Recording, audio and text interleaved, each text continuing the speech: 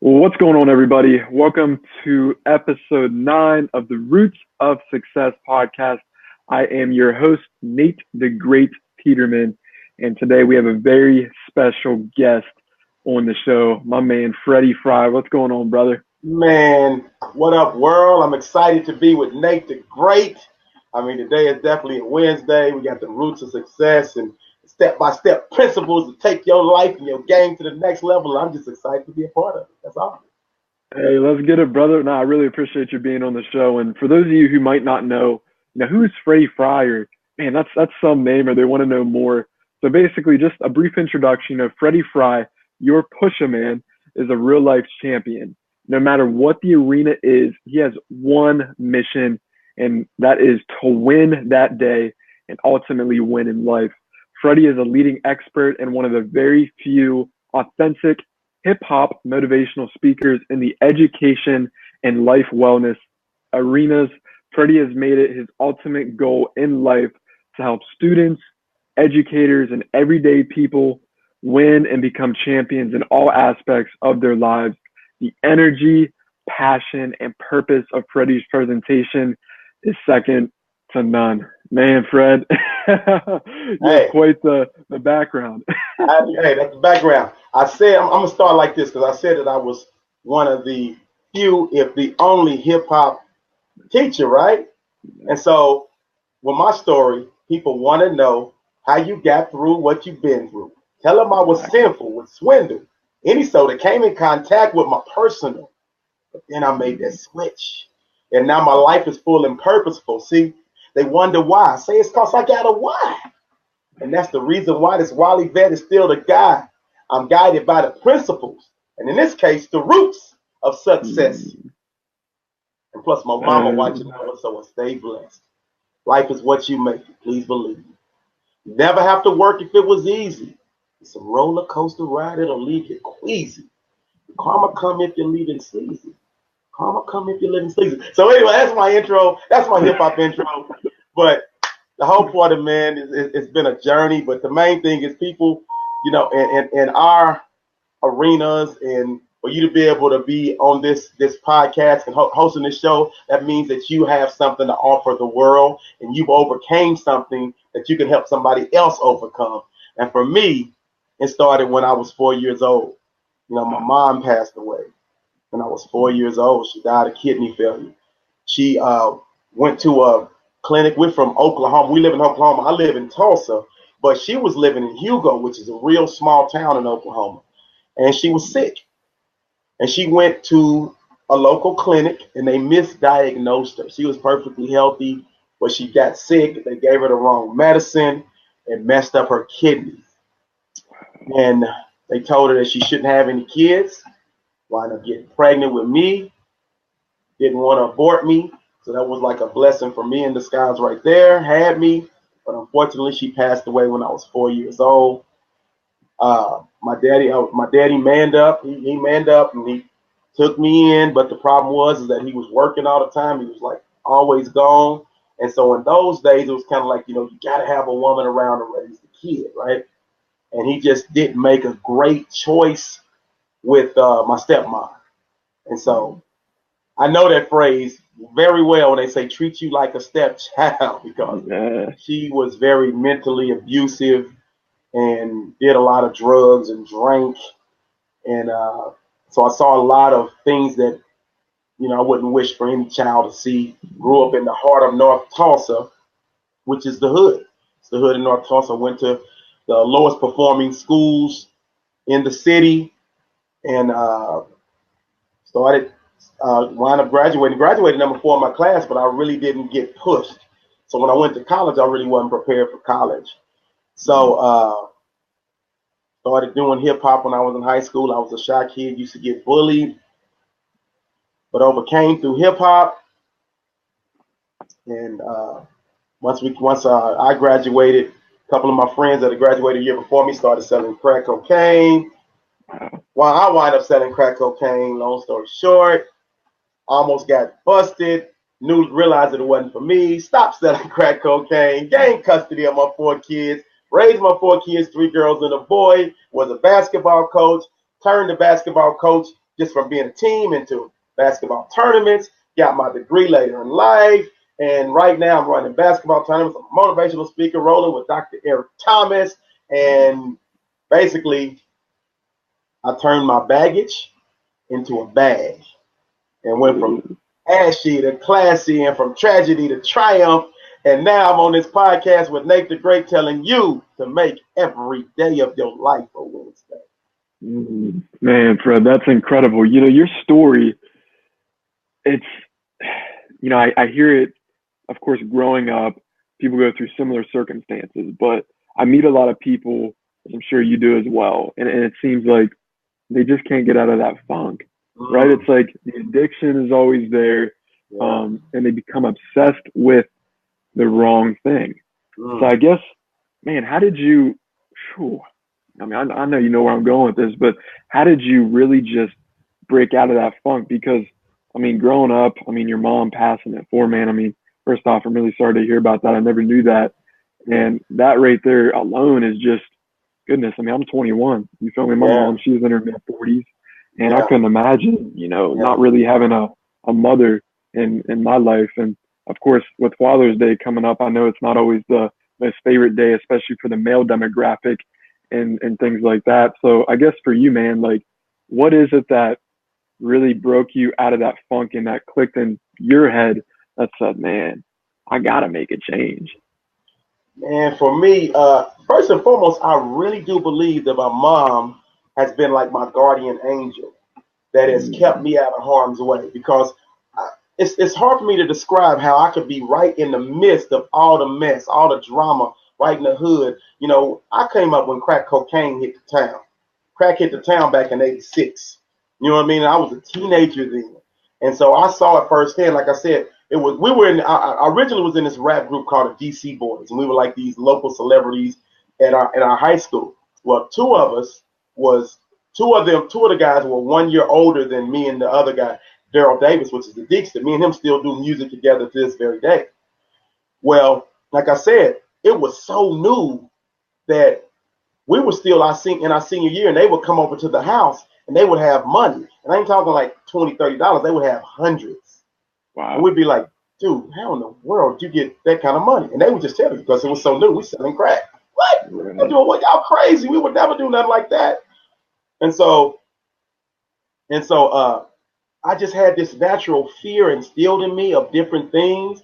And so when we say in the hood took me under. And so what it was is I was dating a young lady who lived in a project in Tulsa. Okay. Lived in some low-income apartments. And so everybody in the low-income apartments, not everybody, but I mean, it was a lot of drug activity, gang activity, and stuff like that going on in apartments. Well, I was there all the time. And so her brother was like, man, I know your boys got that stuff, man. I know you don't want to sell it, but if you get it and just give it to me, I'll sell it. I'm like, man, I ain't messing with that stuff, man. But I mean, then my baby, and then my girlfriend wanted to get pregnant. I was broke, and I had easy access. So I totally went against my belief system and my value system, because I am not wired for doing anything illegal. That is not good. I tell my kids all the time, we are not good criminals, so don't even try it. And so I wound up getting it from one guy and giving it to her brother. You know, I didn't feel good about it, but I mean, I would give it to him, and I just kind of be out there just monitoring. And you know, he wound up smoking it. He wound up smoking the crack, you know, and I'm just like, oh man. And so I was making a little bit of money from it. I can feel it a little bit. And so I told myself, oh, I'm gonna try to do it myself, which I was scared to death. You know, I had no heart to be a drug dealer. I wasn't. It wasn't right. You know, sometimes people say you do something and then you become immune to it. Like maybe the first time you sell it, maybe the next time you sell it, and you just forget about being scared of it. No. Anytime I handed somebody something, I was always scared, and I stayed scared, and I remained scared. And what happened was, we went to another project where my girlfriend's friend lived, and she was actually married. Her husband actually sold drugs, and so was selling a lot of it. I only had a little bit, and so long story short, they wound up raiding. We wasn't them. Me and her husband weren't there. The myth in the hood was, if the police raid, if the girls put the drugs on them, they won't check them. That was the myth back then. Again, it was so new. People had said stuff, and so we come back to the apartment. They didn't raided the house. They didn't took my girlfriend to jail. She put all the drugs on her, and what she got arrested was what they call Pahuska County. Well, they had to take her to Tulsa County first. They had his drugs. She had his drugs in her pocket. Had mine up in her brassiere, right? So they found my little 220 rocks. I only had like $40 worth. You know, I had like an ounce, which was like about $1,000 worth. So she got charged for my little 220 rocks in Tulsa, and got charged for his ounce in Pahuska. And so here's how I mean, like, I just feel like my mom was watching over me. His wife just sung like a canary on him. That wasn't mine. That was my husband. Da da da. All the charges got transferred to him. Oh, okay. Because my girlfriend was pregnant at the time. They knew she wasn't selling. My name never came up. And guess what Freddie Fry never did again in his life? Sold drugs. I knew I had dodged the bullet, and I just looked up and I was like, you know, that's nothing but my mom. I mean, just watching down over me, because my name could have easily came up. I could have easily caught a case in that moment. And so from that moment on, I just vowed to make sure I stand for what I stand for. And to this day, I've never smoked, I've never drank, and I've been in some situations where people are just really trying to get me to do it. And I just try to stay true to myself. I try to have high character. I try to have high integrity. And for me, 26 years old, I had an epiphany. I woke up, you know, before that happened, my life was in disarray.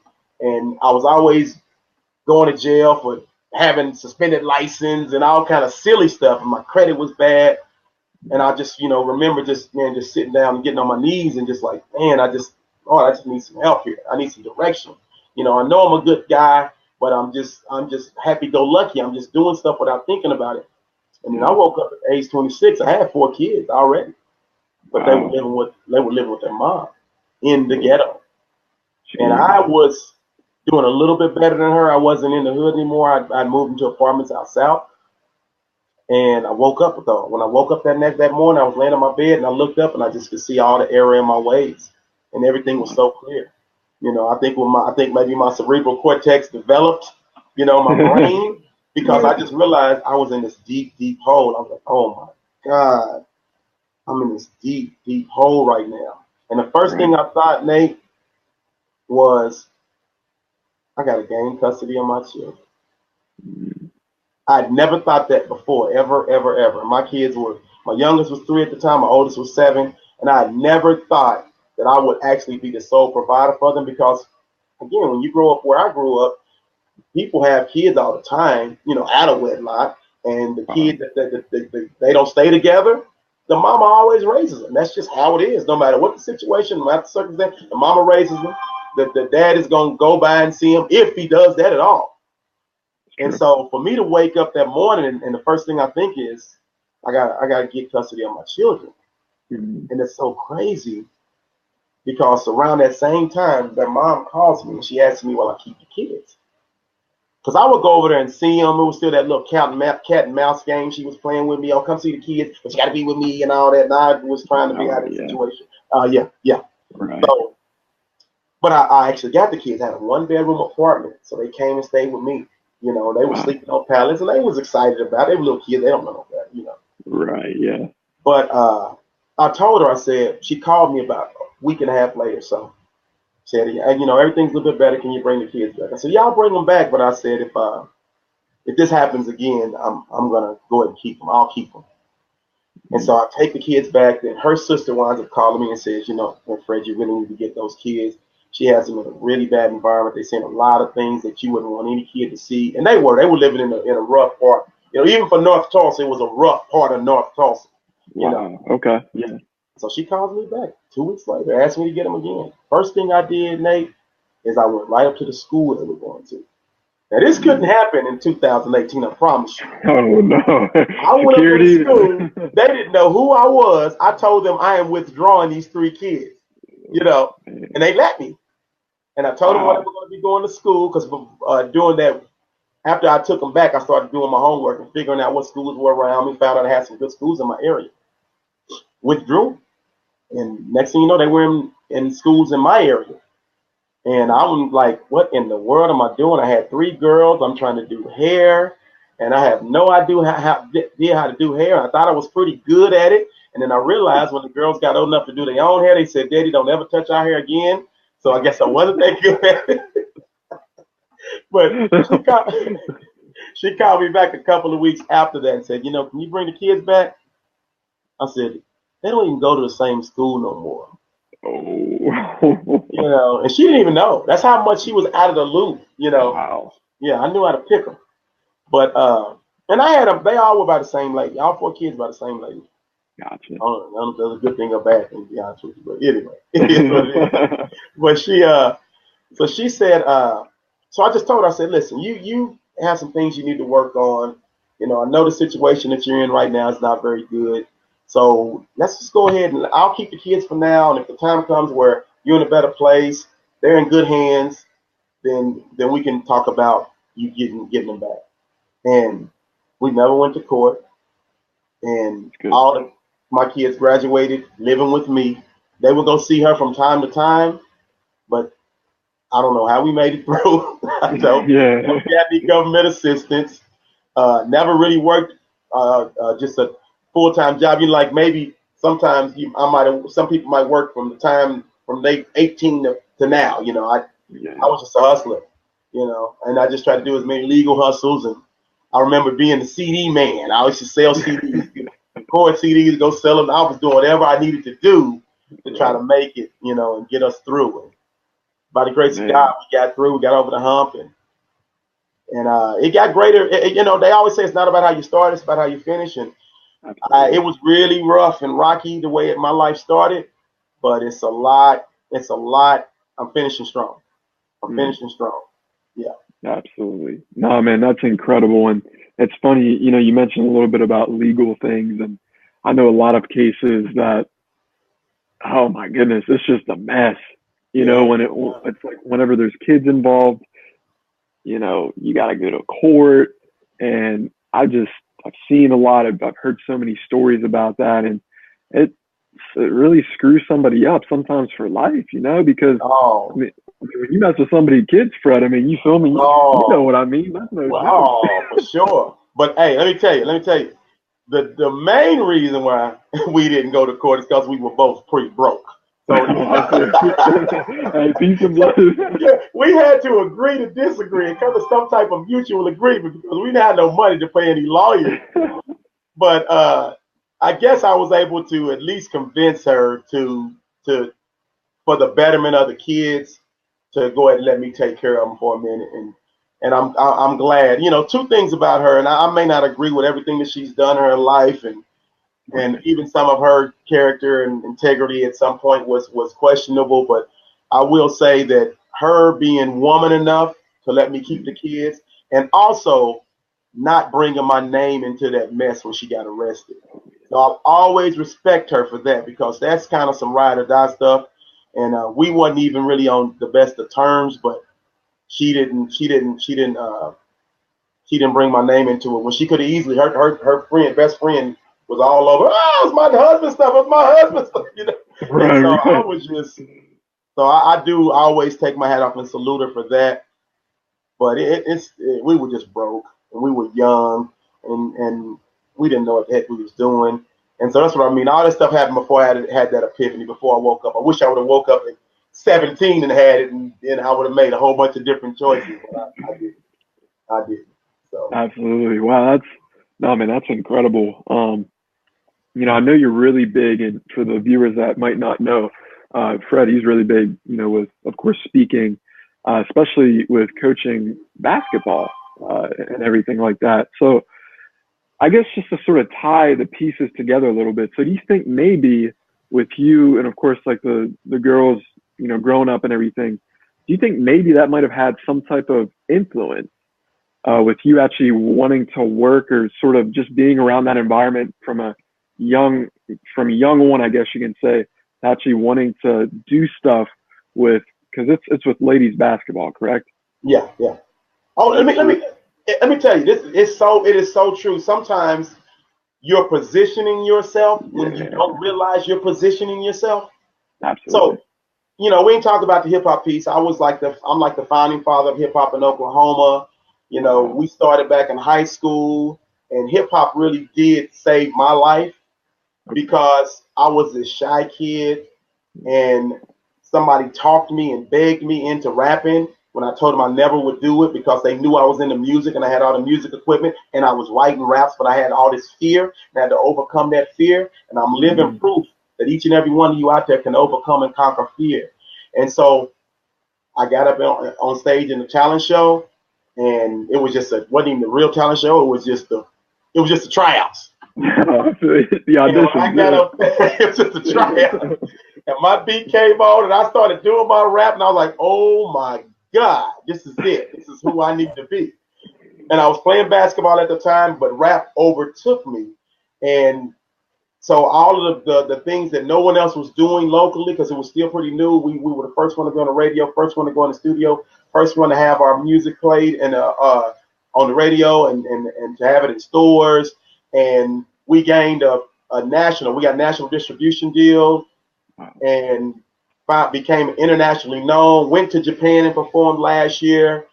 So I already had that entertainment piece in me and was putting out albums and gaining a following. And then I had that epiphany and got custody of my kids. Stopped doing music completely. Me and like I said, my best friend Daryl the Deekster, we still best friends. We still in a music group together, but we stopped doing music for like 7 years. And we never said, you know, bro, we're going to take a break from this. Life just happened. It just kept passing. We never said we were going to stop. We just did. And so, when I asked my girls, I had 3 girls and a boy, and I was dating a young lady who had girls. Well, I started coaching boys, started coaching her son. And then I looked up, and my oldest daughter, I noticed they got to about the 3rd grade, and I noticed that she was pretty fast. Well, the girl I was dating, she had a daughter by a guy that played Division I college basketball at TU. He was 6'8". So her daughter and my daughter were the same age, right? But my daughter was like this, and her daughter was like this. Oh yeah. I said, okay, well maybe we can start doing some basketball with them. Start putting together a little bit of a team, and quickly realized, because I was coaching boys at the time, coaching some boys that went to play in college and things of that nature. But I realized that the girls were getting the short end of the stick.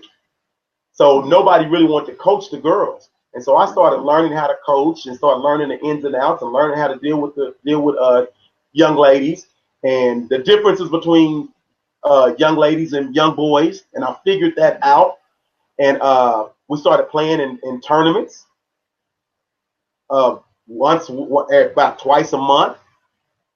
This team just got really good. As a matter of fact, from that team, the original team had girls that wind up going to college playing basketball for UCLA and Tennessee and Georgetown and Baylor and Oral Roberts and just a whole bunch of Division I teams, one of the best groups of AAU to ever come out of Oklahoma. We were coaching. But during that time, I'm just paying to play in tournaments. And how it works for you, if you don't know how basketball tournaments, youth basketball works, you basically put together a team, a club team. They still sometimes want to call them AAU teams, but they're called club teams. And then you go play in local tournaments against other teams in your same grade or age. And you pay the tournament director that entry fee. The tournament director pays for the facility, pays for the referees, pays for the workers. He receives the tournament entry fees. He receives the gate that they cost you to get in, and he receives concessions most of the time. And so me and another buddy of mine, whose daughter played on my team, we've been playing in these tournaments for like 5 or 6 years, and it was still relatively new. And we started doing the math. It was like, this dude's making a killing, you know? And so we told ourselves one day we were going to do our own. And then girls got a little bit older, and we said, man, let's start doing these tournaments. And we started doing them, and we realized how difficult it was to organize and to get facilities. Facilities was the hardest part. We started off with in some recreational centers that were in the hood that were not good. People were outside panhandling money from people that came. But the main thing we did was we got started. A bright idea is nothing if you never get started. If you never turn the light on, you just in the dark. your idea just stays in the dark. So we had that idea and it was in the dark, and then we flipped that light switch. We might have started off in some bad locations, but we started shaking hands. We started kissing babies. We started making contacts. We started building relationships. And before you knew it, we went from some of the poor facilities to better facilities. Mm. This is what's so crazy, though.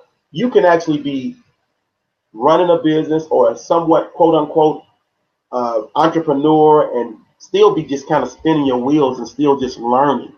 And that's what I was doing. I spent 3 years with my business partner, and I realized that we had different thought processes on how we should run the business. We had different visions, and we were basically trying to pattern our tournaments after the other guys' tournaments. Mm. So he would normally run a tournament once a month, sometimes twice a month. So he had quote unquote all of the best dates. So we would never have a tournament the same weekend he had one. And we would try to pick what other date were the best dates. Well, when I made the decision to leave him, because I still was struggling. I mean, I was making a little money, but I was 3 months behind on my rent. And so a few things had happened. And I planned about 3 months before I actually left. I knew I was going to leave. I got you. And so I finally told him, man, you can have all the naming rights and everything that we came up with.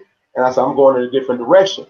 And then, our buddy CJ, ET's right-hand man, right? And he always says, and I didn't even realize I was doing it because, of course, I didn't know CJ at the time. But he said, figure out the gaps. Figure out the gaps. Whenever you go into a business, figure out the gaps. And I look back, when we first started that business off, we didn't figure out the gaps. We just tried to follow somebody else's lead, which is cool. But if you follow in somebody else's lead, at some point, you got to make a change to you and make it your own. You got to take it and make it your own. And so when I went back into the situation, I sat down for a second. I said, okay, dang, I'm losing. 3 months behind on my rent. I'm a so-called business owner, but I'm broke. What do I do now? Came up with the new name. I said, what are the gaps? Okay. What problem can I solve? Guys out there, whenever you're trying to do anything with business related or helping other people, figure out what problem you can solve. And so I said, okay, I coach. What are my parents always complaining about? Well, most of the tournaments, Nate, were Friday, Saturday, and Sunday, or Saturday and Sunday. People don't like to play on Sunday. It's true. So that was the first thing. Okay, well, people don't like to play on Sunday. Okay, maybe I could try doing tournaments Saturday only. You could come in and get 3 games, still make it, I came up with the playing thought process of okay, what's another gap? Okay. I said, okay, so another thing is we're trying to guess when people want to play. Okay, we think this weekend might be better than that weekend. I said, well, how about I just make this my business and I just have a tournament every Saturday, just every Saturday, and don't worry about if people want to play. And I said, let me tell you, bro, when I rolled that model out, and I put it in a verse, and I said, I figured out the gaps, and honestly, my life has never been the same. Honestly, once I wrote out that model, and I mean, it happened quick. It happened quick. Yeah. It's like I went from just being struggling to caught up on my rent, and that was 10 years ago, and I've been rolling ever since. It's the best decision I ever made in my life. But it all came back to answer the original question.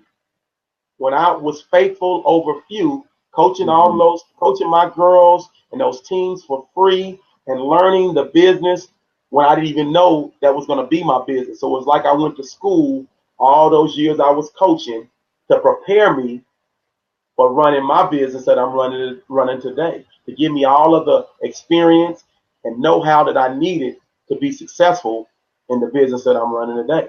So yeah, definitely. The stuff that you're doing right now, you may not have any idea that it's leading you to where you're going to be in the future. So coaching them girls definitely is the reason why I'm in the position that I'm in today.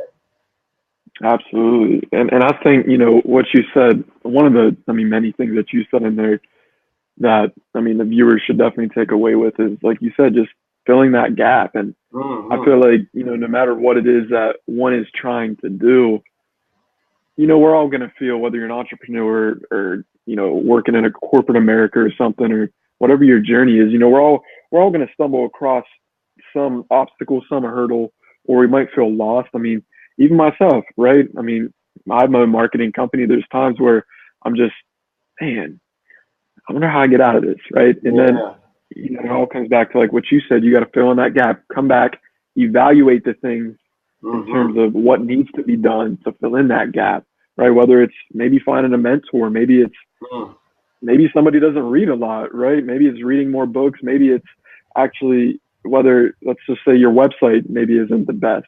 Maybe it's actually finding somebody that can actually give you some expertise to create you a decent website, right? Just different things like that. In speaking, bro, like, and I sort of want to transition to that right now.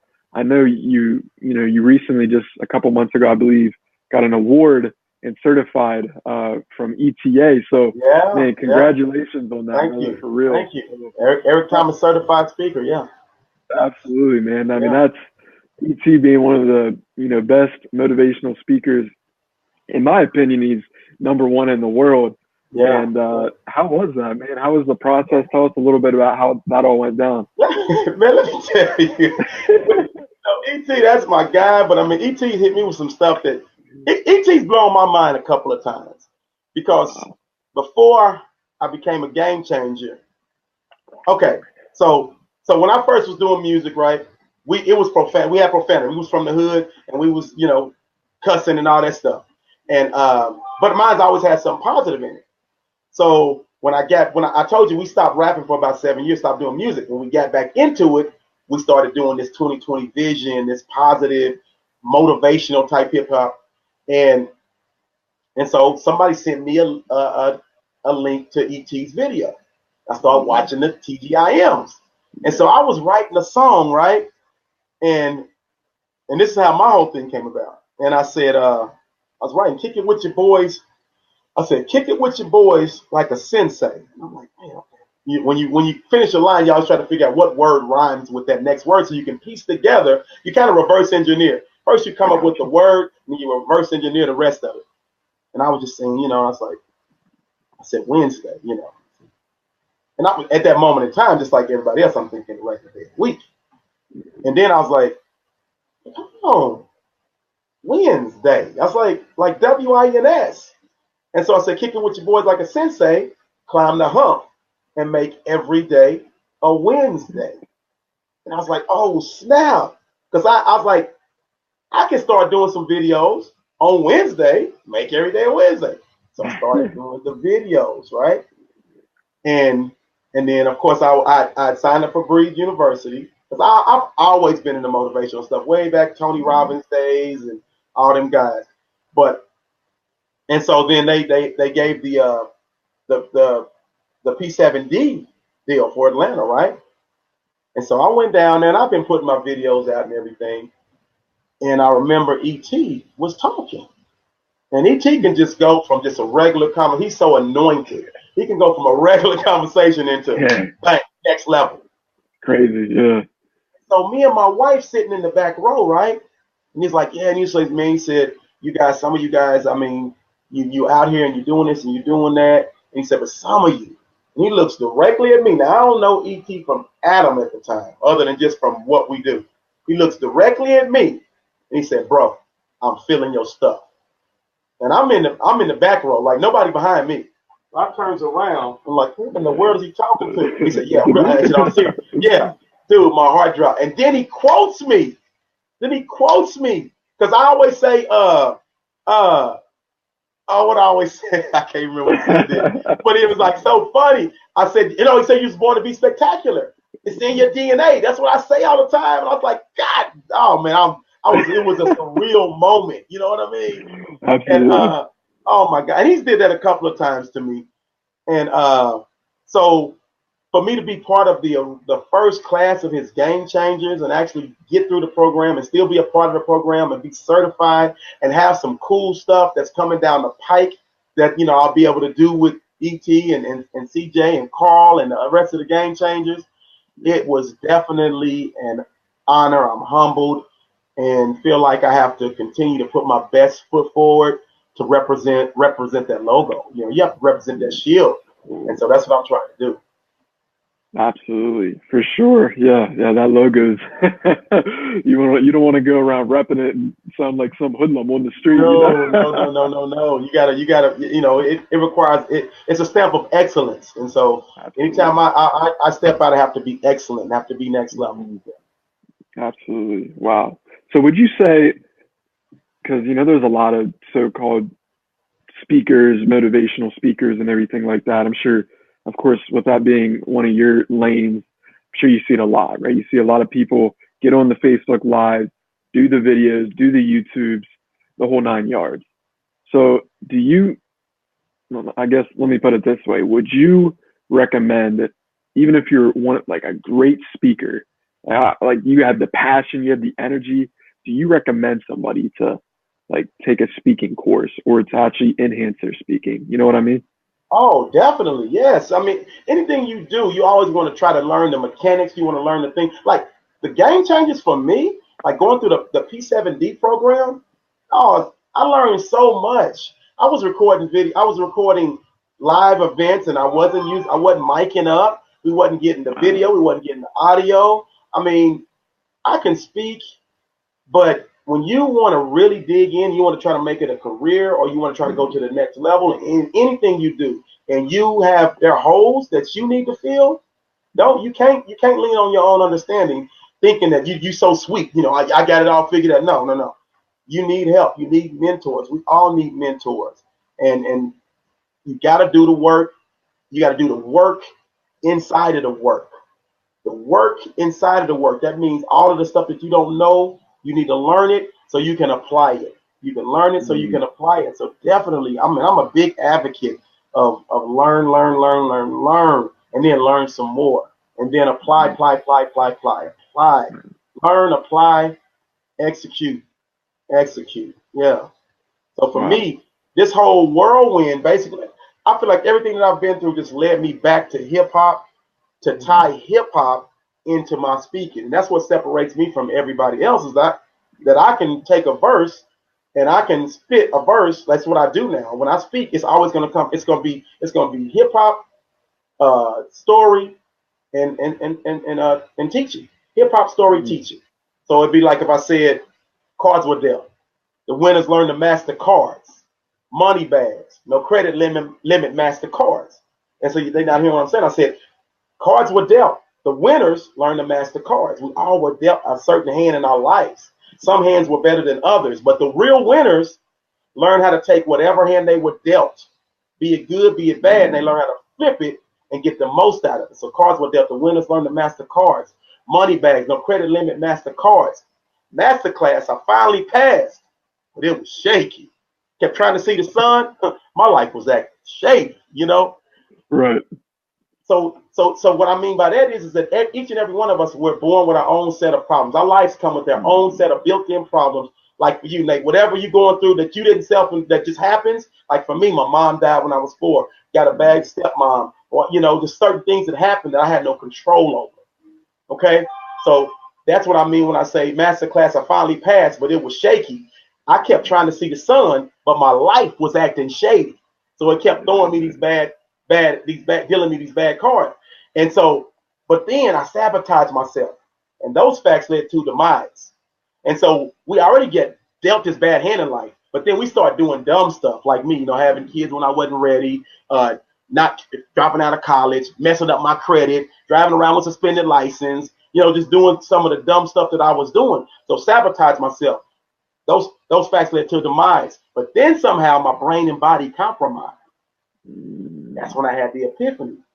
If you stay ready, if you believe, if you trust, if you get on your knees sometime and say a prayer, if you want to do better than you're doing, if you self-assess, then you give yourself a chance for your brain and your body to compromise, and that cerebral cortex can kick in, and next thing you know, you have an epiphany, and now you're mentally free. Once you get out of that, once we get out of the mental issues, once we mentally are clear, mentally are free, we may have a long physical climb, because at that moment my brain and body compromised. Looked up and saw the hole I dug was ginormous, but told myself the climb will become my norm. My comfort zone was crushed. I had to human up. But suddenly my business started booming up. And so my comfort zone was crushed.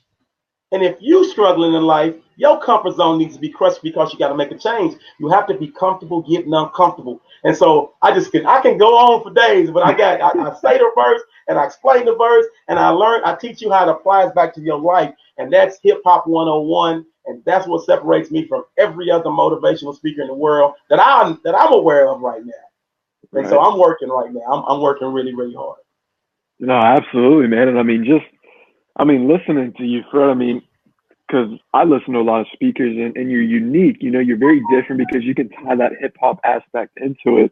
And that's something that you identified, of course, early on. And just seeing you really put that in as your gift, that distinguishes you compared to all these other speakers. Because, my goodness, I'm sure, you know, whenever you go to the schools and whenever you're on stage speaking, I mean, the kids, I'm sure they just love that, you know? I'm sure they just are like, how in the world is he doing that? You know, then you hear bars. You know, that'd be cracking me up when you hear that.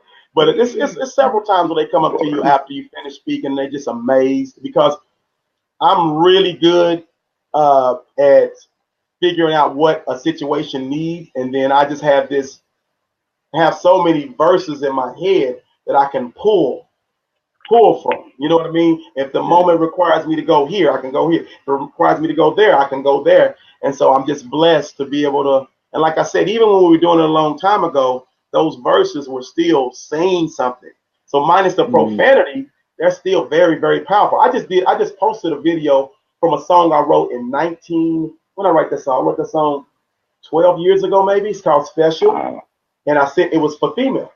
And one of the verses I was talking about females going through bad relationships and just telling them to remember their self-worth, know your self-worth. And it's doing really good. I mean, it's got a lot of people respond, a lot of people sharing, but I can just go a lot of different places, you know.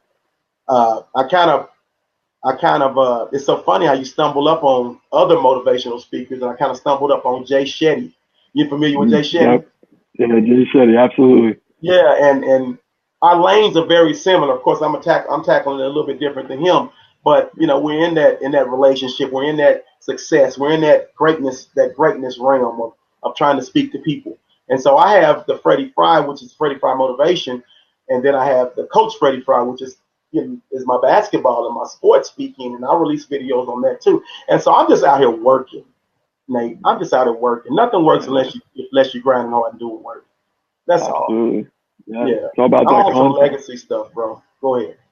No, I feel you, bro. No, it's all about putting out that content, as you know, that's crucial. Yes, sir. And I guess really, man, I'll ask you one more question here, and I guess that is like, do you ever get, and even myself, you know, I'm sort of curious myself, like, do you ever get, of course, starting up with speaking, I'm sure, like, maybe you got nervous, you still get nervous now, and then how do you sort of overcome that if somebody, man, like, I want to be a speaker, but I don't know, like, I just get the butterflies inside. I don't know how to control it. It must not be, you know, my thing. I don't know if I can do it, but deep down they want to, you know? So I guess, do you still get nervous? And then is there any way to overcome that? I definitely still get nervous, but see, remember I said, for anybody out there listening, I overcame that fear. I was shy. I would not even want to get up in front of people in my class and say anything. And so if it's for you, sometimes what is for you, if you have this burning desire to do it, and the only thing that's stopping you is the fear of doing it, you'll be amazed at what changes in you, what epiphany happens for you when you actually just say, you know what, I'm just going to do it. I'm just going to do it. And then you'd be like, oh my God, I knew I wanted to do that, but I didn't know it was going to feel like that when I did it. So it's your gift. And if it's your gift, that's how you're going to feel. And so once I said, call me Mr. Chiller, don't call me at all. In my little rap I said back in whatever year it was, I realized that was my gift. Wow. And so all of the feelings that are associated with a gift hit you. And next thing you know, my confidence erupted. You know, I wasn't shy anymore. But to this day, I still get butterflies. And I think it's a good thing to have a little anxiety, be a little nervous, because once you go out there, that means you still care. That means you're still breathing, which means you're still achieving. And so, but once you get into whatever it is that you're doing, you'll forget about all of it. And it's like no place like home. That's kind of one of those things. That's how I look at the stage. No place like home. And so, yeah, that's how how I look at it. I still get it, but I just it's no big deal now. I just know it's coming. Yeah. I let it go, and then I go home, which is the stage. Absolutely, man. No, it's funny you said that because, I get asked that sometimes as well. Obviously, I don't really speak as much as you or on stage or anything like that. I'm trying to get more consistent with my videos and everything. But whenever I do speak in front of people, I of course, you always have those butterflies. I still get nervous, but I feel like that's where the passion comes from. If you try to control that, yeah, a lot of people, they sort of shy away, and then they sort of like, I feel like that's why people sort of stumble a little bit, or they forget what they say because they script things. Yeah. Right? And I'm sure you can attest to this as well. I mean, whenever I get up, I don't script, I just go up like, yeah, I'm a little bit nervous. I got the butterflies, but then it's like, you can control that to your favor. And that's where the passion comes out. Is this sort of the same with you? Oh, definitely. I've been in some places. That's why, like I say, with the hip hop, sometimes I know where I need to go. Okay. Okay. Now I'm not gonna go here. I might have went here last time. This ain't what they need. They need, they need something else. They need something a little more heartfelt. This group might need something a little more upbeat. They may need something a little more deep. They may need something a little more fun. And so I just pull based on what the crowd needs. And man, let me take a minute, man, to salute you though, man, because I'm really excited for what the future holds for you. Because to be so young and already kind of know the direction that you want to go, to have your own podcast, have your own company, actually have done some phenomenal work for me, and I know you've done a lot of phenomenal work for others. I'm just I'm excited for what the future holds for you, and I salute you, my brother. We need more 21-year-olds like you, man. If we have more 21-year-olds like you, it would be a much, much, much better place, bro. And so you just keep doing what you're doing, because you're well on your way to a phenomenally successful life. Man, no, I really appreciate that, bro. Yeah, no, that really means a lot, man. That right there is definitely what keeps you going at the end of the day, is when you have a support group like that. So, no, man, that really means a lot. So, Fred, where can the viewers, where can the audience find you at? Are you on social? You got a website? Yeah, you can catch me on the website. It's real simple, FreddyFry.com, FreddyFry.com. Social platforms, Freddy Fry Motivation, YouTube, Freddy Fry Motivation, Instagram, and Twitter, and LinkedIn, Coach Freddy Fry though. But yeah, you can find me after you Google me. I'm gonna come up. Player 1000 if you're looking for music. PLAYYA 1000. That's the music side. A lot of people know me from that. But we out here, as we would say in the hood. We out here working. Hey, we out here. No, for sure. I'll attach some links below. That way people can click and sort of follow you and everything. So, yeah, Fred, I'll tell you what, man, I'll let you sort of, we'll kick it out with, I guess, just a message for the audience, if you don't mind, whether it's, a verse you got or whether it's some type of message. Hey, man, I'll let you do your thing and we'll sort of end it here, brother. Let's go. Skipping to the money on some hopscotch. Was low level, now we on some top notch. Topic trendsetter had to revamp. I was hiking with them slackers. I had to break camp.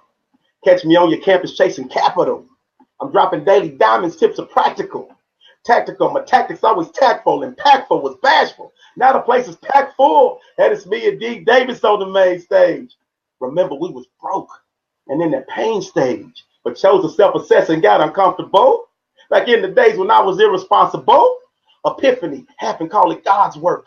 Now life is like the lotto, watch them odds work. In my favor, because I made the choice to transform. Lord had plans for them. I made it through the sandstorm.